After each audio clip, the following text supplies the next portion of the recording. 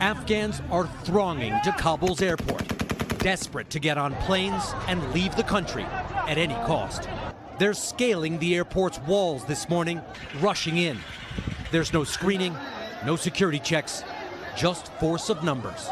When they do manage to push aboard planes, they're so crowded, pilots won't take off. And no one agrees to disembark.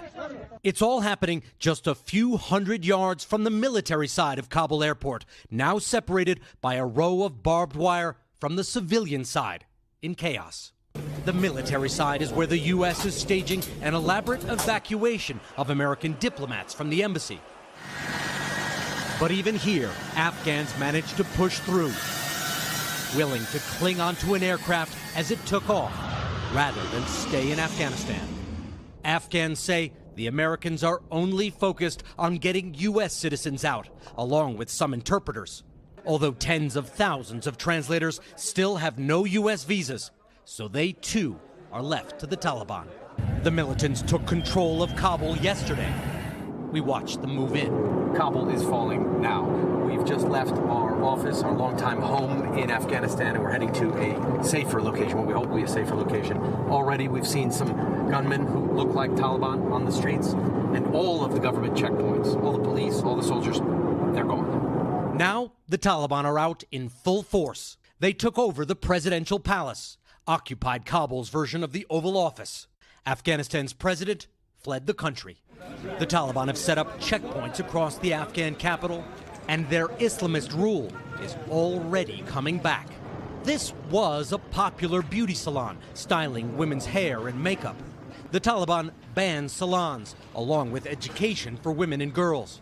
So when the Taliban came back, now they've painted over the beauty shop. People here know what the Taliban want. They know what the Taliban expect. We watched a man tear up the beauty parlor's sign in line with the Taliban's wishes. The Taliban don't just control Kabul, but the whole country and all the weapons the U.S. bought for the Afghan army. There are also reports of atrocities, including abductions, rape, and executions. The militants are much stronger now than 20 years ago, when the U.S. drove them from power when they sheltered Osama bin Laden as he plotted 9/11. Now the Taliban are back as the U.S. leaves Afghanistan gripped by panic and run by extremists. The Taliban have been taking pot shots at the U.S. transport planes as they leave, and many are drawing comparisons to the U.S. evacuation from Saigon. All right, Richard Engel in Kabul. Stay safe, and we'll be back with you. Thank you.